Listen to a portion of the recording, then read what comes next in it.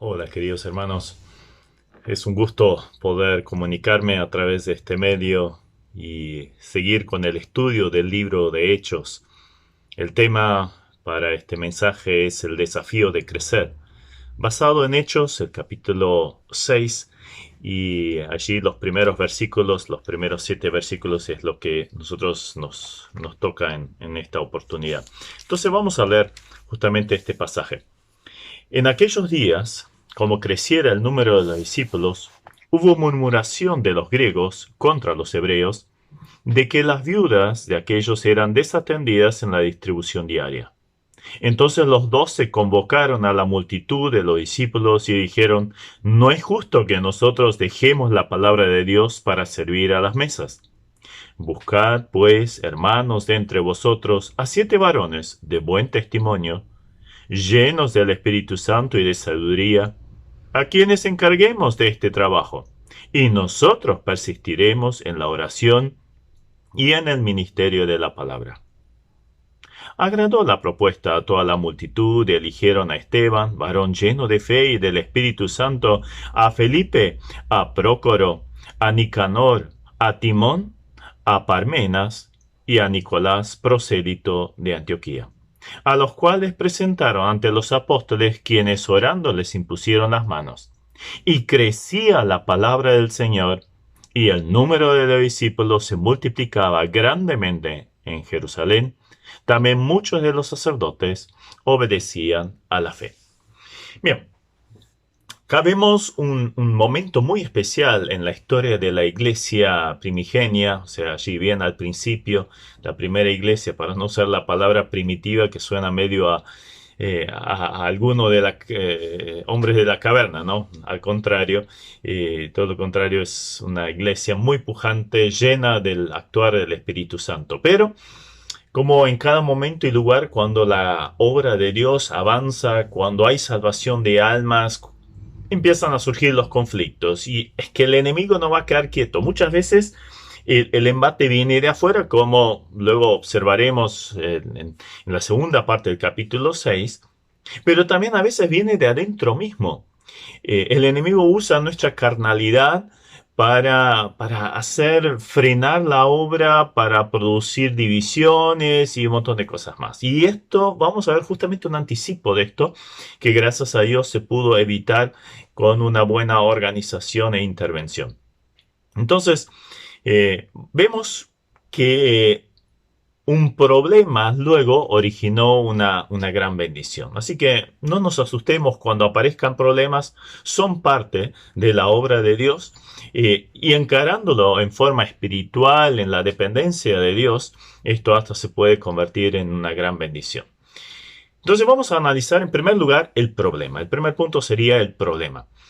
Ya en el capítulo 4, versículo 4, se decía: pero muchos de los que habían oído la palabra creyeron, y el número de los varones era como de 5,000. En el 5:42 leemos: y todos los días en el templo y por las casas no cesaban de enseñar y predicar a Jesucristo. O sea, seguía esa predicación del Evangelio y obviamente con la conversión de muchas almas. Entonces se calcula que para el momento del capítulo 6 había alrededor de unos 20,000 creyentes. Una de las razones por la cual la iglesia primigenia era tan pujante es que se seguían las enseñanzas del Señor Jesucristo y de hacer discípulos. Y bueno, ellos predicaban el Evangelio, hacían discípulos y esos a su vez a otros. Entonces era una continuidad, era una avalancha de bendición y de salvación de almas. Ahora, no solo sumaban nuevos integrantes, sino que literalmente se multiplicaban. O sea, no era sumar, era multiplicar, era exponenciar ese crecimiento. Ahora bien, al haber tantos creyentes y muchos nuevitos en la fe, lógicamente también se multiplicaron las necesidades bien prácticas dentro de la iglesia. En este caso, el tema está enfocado al sustento de las viudas. Desde el Antiguo Testamento se ve que Dios veló, cuidó de una forma muy especial sobre huérfanos, sobre viudas, eh, incluyendo entonces reglas bien claras, leyes, para el mantenimiento de esta gente tan necesitada. Ahora, los fariseos en el tiempo de Jesucristo ignoraban bastante estas ordenanzas y fueron criticadas por el Señor al respecto, por ejemplo, en Marcos capítulo 12, 38 al 40. Ahora, en la iglesia recién surgida se había demostrado amor para los necesitados de toda índole. Lo vemos en el capítulo 2, 45, en el 4, 34, que había gente pudiente que regalaba o vendía sus posesiones y daba ese dinero para el mantenimiento de la gente necesitada. Pero con ese aumento explosivo de creyentes y por ende también de necesitados, surgió un problema. Todos los días se ayudaba a las viudas en sus necesidades básicas con un fondo común recogido justamente por estas ofrendas, por estas donaciones. Pero pareciera que hubo una especie de descuido o preferencias en el trato dependiendo del origen de la viuda. Estaban los creyentes judíos que habían nacido en Israel. Pero también había creyentes judíos que habían nacido en otras regiones del Imperio Romano, por lo tanto quizás con una influencia mayor griega, helenista, y que era despreciado en líneas generales de los judíos. Ya en la sociedad se veía esa división, inclusive se reunían en sinagogas diferentes dependiendo del lugar de origen. Luego vamos a ver esto con mayor profundidad. Entonces había ciertas tensiones entre estos grupos. Los que venían de afuera eran todos judíos, pero bueno, habían nacido afuera, como Pablo, por ejemplo, había nacido en Tarso. Era judío, pero había nacido en Tarso, en Cilicia. Entonces, de repente, vivían en este caso, en Jerusalén. Entonces, había una especie de roces ya culturales entre ellos. Porque los que venían de afuera estaban más abiertos entonces a esas influencias helénicas que no todas eran muy santas, ¿no? Ahora bien, el problema podía ser real, que se estuviera cometiendo entonces una injusticia en el trato de aquellas viudas que venían de afuera, pero surgió algo más peligroso todavía. Dice que hubo murmuración de los griegos contra los hebreos. Y bueno, ustedes saben lo que produce la murmuración. Los historiales de las iglesias se encuentran repletas de tristes y hasta trágicas historias de este tipo de actitudes. Aunque la razón en un principio puede ser muy valedera, hubo una injusticia, hubo un desprecio, hubo alguna actitud equivocada, pero luego se acelera, se potencia por el hecho de la murmuración. Y esto no solo destruye la comunión entre los hermanos, separa a los hermanos, se producen facciones y, bueno, división de iglesia. ¿Recuerdan lo que pasó cuando vinieron los 10 espías o de los 12? 10 volvieron diciendo de la tierra de Canaán, la tierra es buena, sí, pero hablaron mal de la tierra. Y eso produjo el castigo inmediato de Dios, al punto que estos 10 murieron en la presencia de Dios, y el resto del pueblo que siguió, que le prestó oído a esas murmuraciones, murieron todos en el desierto. Es que Dios abomina el que siembra discordia entre hermanos. Lo dice Proverbios 6:19. Uno de los pecados más juzgados por Dios.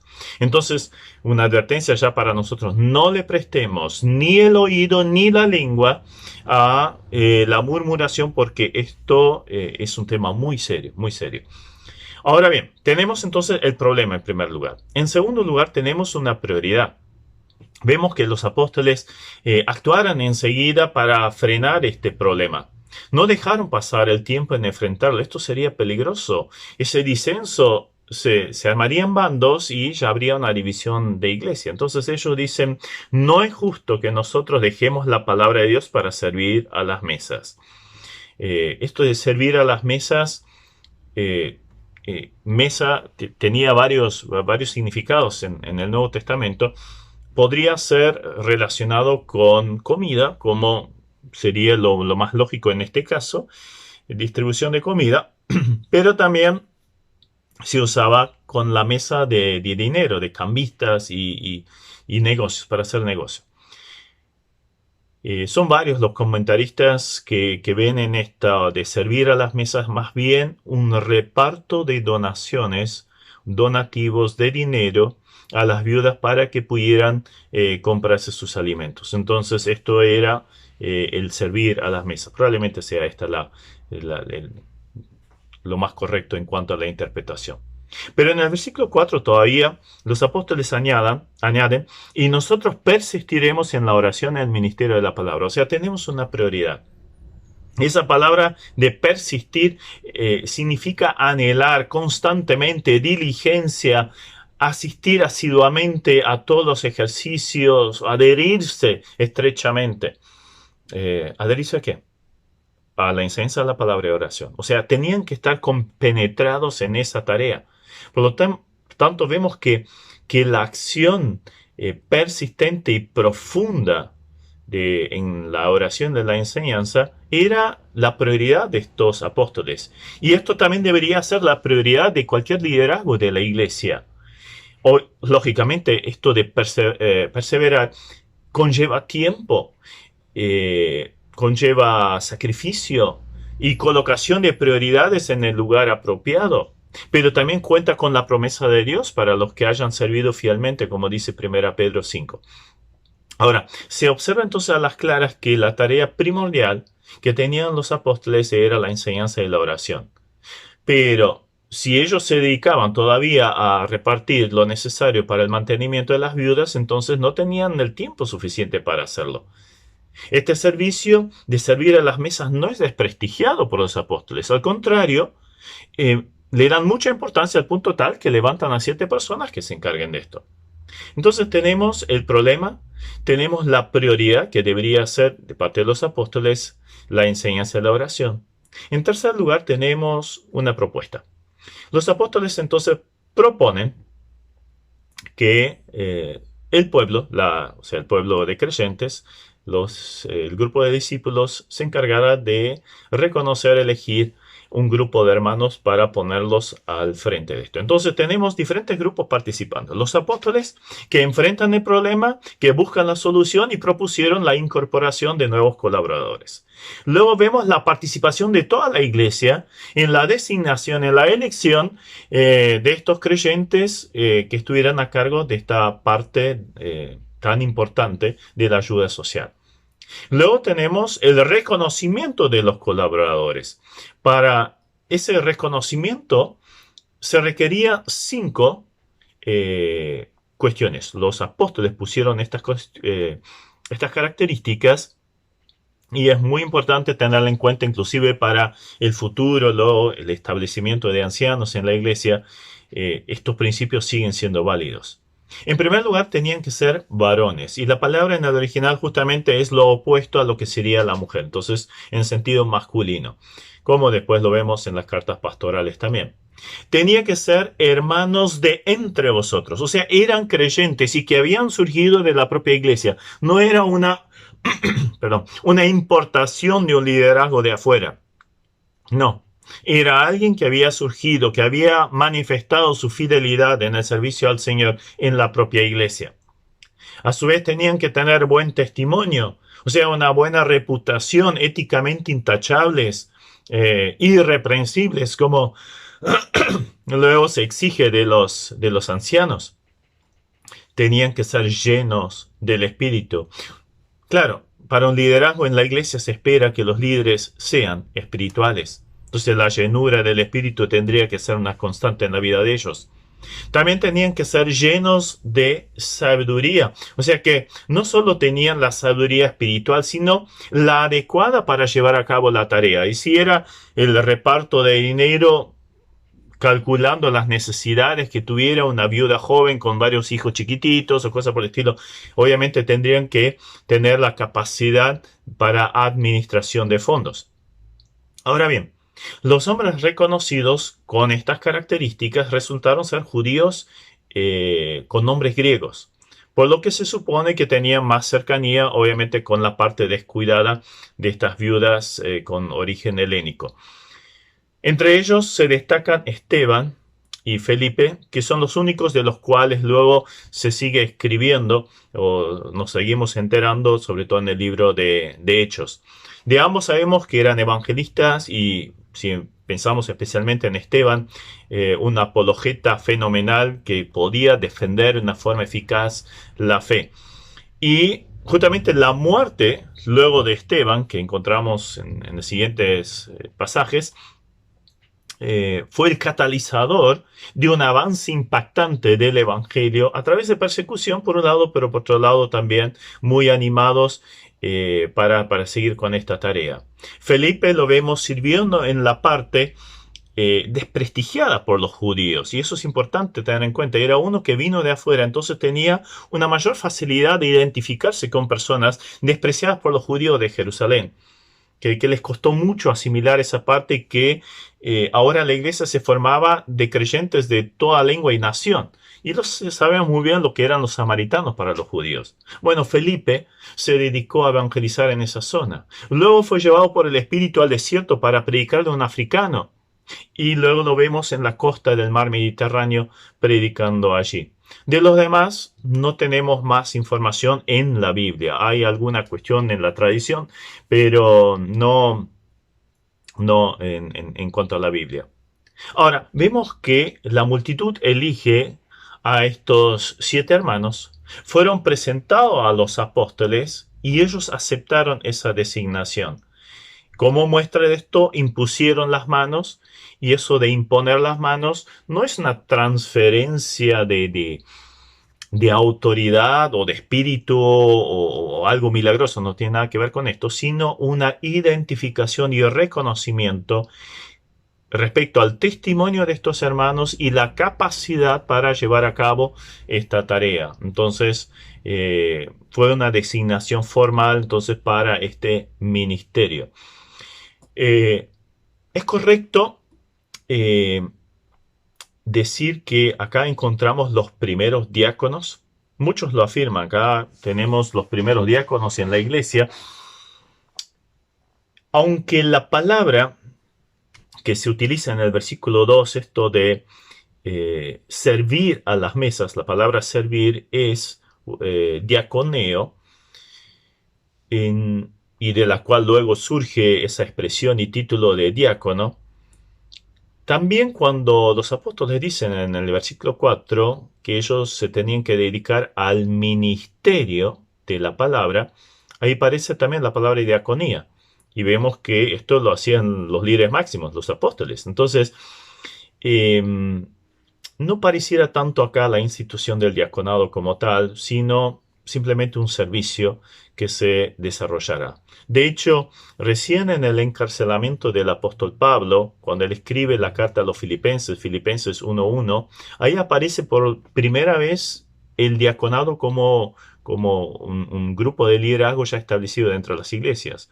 Pablo luego, cuando escribe a Timoteo, justamente pone los requisitos de cómo deberían ser los diáconos, pero en todo el libro de Hechos, aunque aparecen muchas veces nombrados los ancianos, en el liderazgo de la iglesia nunca aparecen diáconos.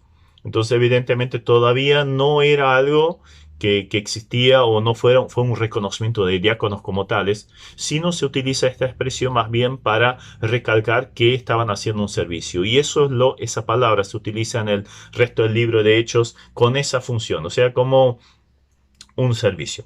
Ahora bien, en cuanto a alguna aplicación a nosotros, creo que es bastante evidente. Cada iglesia tiene que tener su liderazgo, reconocido por Dios, llamado por Dios y reconocido por los miembros de la iglesia como hermanos espirituales con buen testimonio, idóneos para la tarea. Ningún grupo de ancianos, por más capaz que sea, puede prescindir de otros hermanos que colaboren en diferentes áreas. De hecho, no solo no pueden, sino no deberían. Las prioridades de los ancianos justamente deberían ser preocuparse por la dirección, el cuidado espiritual de los miembros de la iglesia, la enseñanza en la iglesia. otras tareas perfectamente se pueden delegar a otros hermanos que lógicamente tienen que tener las características espirituales que encontramos en este pasaje. El concepto de cuerpo nos tiene que estar muy presente en todo lo que es el servicio en la iglesia. Por lo tanto, te pregunto, ¿cuál es el lugar que ocupas en este maravilloso organismo? Ah, a mí no me necesitan. Sí, necesitamos a cada miembro. Todos son necesarios. ¿En qué áreas estás sirviendo al Señor? Entonces, teníamos el problema, teníamos una prioridad, teníamos una propuesta y en cuarto lugar, encontramos el producto, el resultado de esta acción o forma de tratar el problema en una forma espiritual. Dice en el versículo 7, y crecía la palabra del Señor, y el número de los discípulos se multiplicaba grandemente en Jerusalén. También muchos de los sacerdotes obedecían a la fe. Acá tenemos directamente o implícito 7 resultados maravillosos de esta actitud tan espiritual. En primer lugar, crecimiento de la palabra del Señor. Claro, cuando se dan esta forma espiritual de tratar estos temas, crece la palabra. Ahora, la palabra en el original da la idea de un crecimiento continuado. Dado que ahora los apóstoles tenían más tiempo para dedicarse a la enseñanza, lógicamente la exposición de la misma aumentaba en cantidad, aumentaba en profundidad, tenían más tiempo para prepararse, la palabra estaba más presente, es muy lógico. Y esto acompañado de la oración tenía más eficacia también, obviamente también, ¿no? En segundo lugar, vemos que se formó la base doctrinal de la iglesia. ¿Quiénes eran los que tenían que enseñar la doctrina? Los apóstoles. Jesús lo había anticipado en Juan. Cuando hubiera de venir el Espíritu Santo, tomaría de lo dicho por el Señor y se lo haría saber a ellos. Entonces los apóstoles eran los encargados de formar la base doctrinal de lo que sería el edificio de la iglesia. Y esto fue lo que escribió Pablo luego en Efesios 2:20, que la iglesia está edificada sobre el fundamento de los apóstoles y profetas. Y la piedra del ángulo es Jesucristo mismo.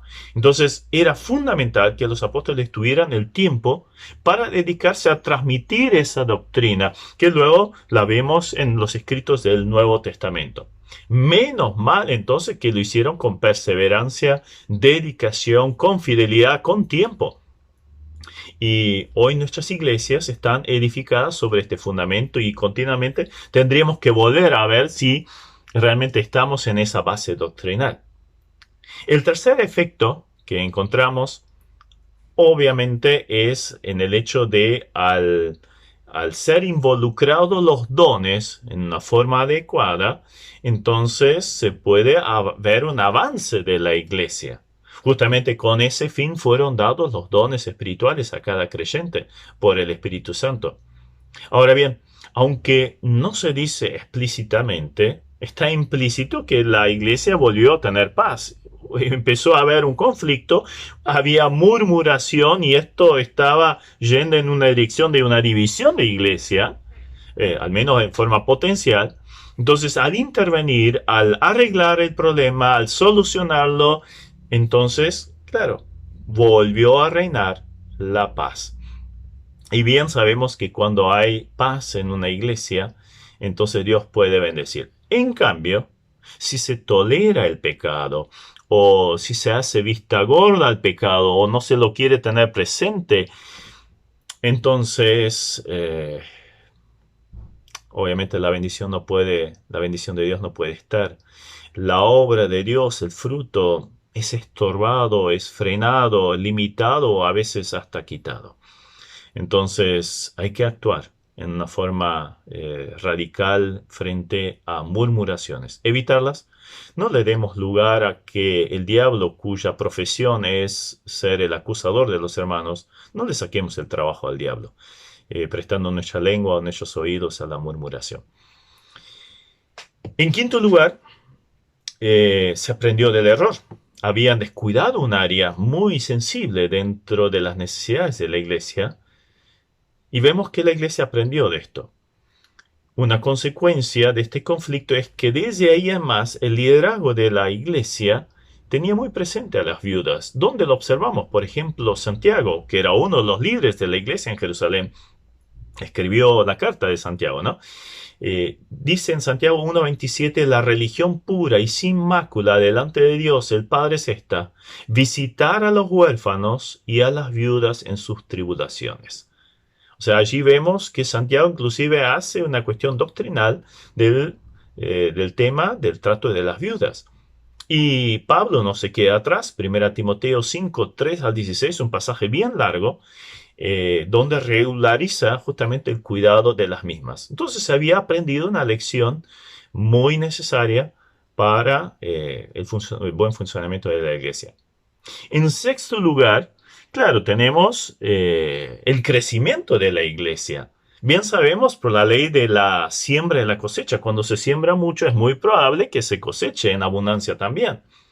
Y así también fue este caso.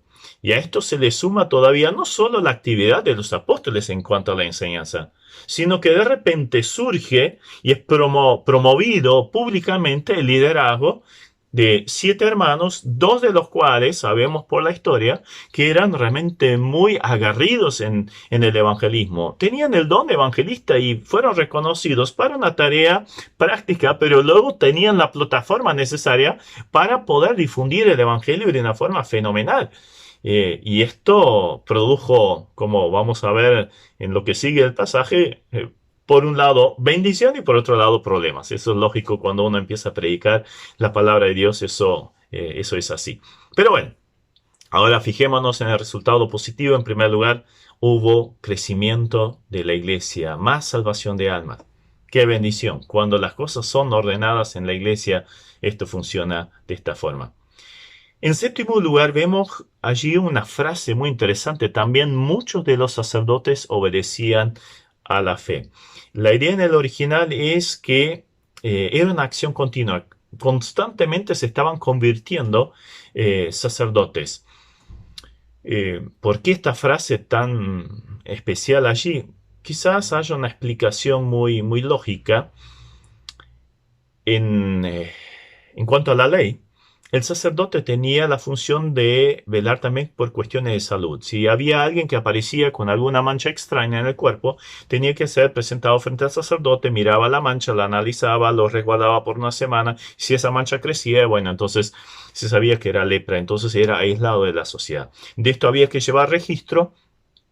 Y había un pasaje grande en la ley, capítulos 13 y 14 de Levítico, que señalaban la purificación, todo un ritual muy amplio, muy largo, que se tenía que llevar a cabo cuando alguien sanaba de la lepra. Pero en todo el Antiguo Testamento no encontramos tales sanidades desde la conclusión del Pentateuco. Sabemos que los únicos 2 casos que aparecen que fueron sanados fueron María, en un caso de rebelión contra Moisés, contra el liderazgo de Moisés, pero ahí el Pentateuco todavía no estaba completo. Y Naamán, pero Naamán era sirio, así que no tenía que estar bajo esa ley. Entonces no hubo casos de sanidad, al menos registrados bíblicamente, donde fuera necesaria la intervención de un sacerdote. Entonces con el tiempo, dentro de la cultura judía, se había establecido, inclusive dentro de las leyes de los judíos, que si aparecía el Mesías, se manifestaría, entre otras cosas, por la señal de sanar leprosos. Porque hasta ahora esta ley nunca pudo ser aplicada, porque no hubo sanidad de leprosos. Entonces, cuando vendría el Mesías, él sanaría a leprosos. Ahora, ¿qué tenía que hacer entonces el sacerdote? En primer lugar, si venía alguien diciendo, mira, yo fui sanado de la lepra, ¿cuál es el ritual ahora que tengo que seguir? En primer lugar, tenía que confirmar que realmente había sido leproso. Para eso había registros. Tenía que preguntar a parientes para confirmar, no, este realmente era leproso. Luego tendría que presentar todo el ritual que tenía que llevar a cabo, pero como ya la tradición judía establecía que esto solo lo puede hacer el Mesías, Tendría que averiguar la fuente, a ver quién sanó a este hombre o a esta persona, porque estaría frente al Mesías. Imaginémonos esto entonces para el sumo sacerdote. De repente viene alguien o vienen varios que habían sido sanados de la lepra. En ese punto tendría que haber quedado paralizado, porque esto significaba, si los pasos anteriores se habían cumplido, que realmente era leproso y que ahora realmente había sido sanado, entonces estaba frente al Mesías. Esto tendría que haberle impactado. Y esto dice Mateo 8:4, que justamente el Mesías con estos milagros era para testimonio a ellos, a estos sacerdotes. Y ahí encontramos entonces en nuestro pasaje que muchos sacerdotes obedecían a la fe. Entonces es muy probable que estas sanidades empezaron a surtir el efecto en conversiones. Entonces, concluyendo, frente al surgimiento de un problema de murmuración por un descuido en la iglesia, este problema fue encarado diligentemente por los apóstoles y se estableció un grupo de colaboradores que se encargase de esa necesidad puntual. Y entonces podemos aplicar algunas lecciones en nuestra vida. La falta de organización en una iglesia produce conflictos. La responsabilidad principal de los ancianos es velar por las áreas espirituales de la iglesia. La iglesia tiene que reconocer a aquellos que son fieles, que cumplen con las características para ejercer diferentes funciones. Todos los hermanos deben buscar involucrar sus dones en el servicio y la iglesia obviamente proveerles lugares de servicio y reconocer esos dones. Por otro lado, la advertencia de la murmuración es un peligro terrible para la iglesia, para la unión de la iglesia. Hay que evitarla a toda costa y tener presente que Dios la juzga severamente. La formación de grupos en la iglesia es muy común, pero es tremendamente peligroso. Se puede lastimar, despreciar a otros, creerse superior a otros, buscar recibir mayor atención que los demás, etc. O sea, es una fuente de conflicto. Hay que tener mucho cuidado con ello. Y ver también que cuando hay orden, cuando hay actitudes espirituales de encarar conflictos en forma adecuada, cuando hay cuidado amoroso de los miembros de la iglesia, cuando se quita el pecado de en medio y se busca seguir los lineamientos en cuanto al liderazgo de una forma bíblica, entonces Dios bendice.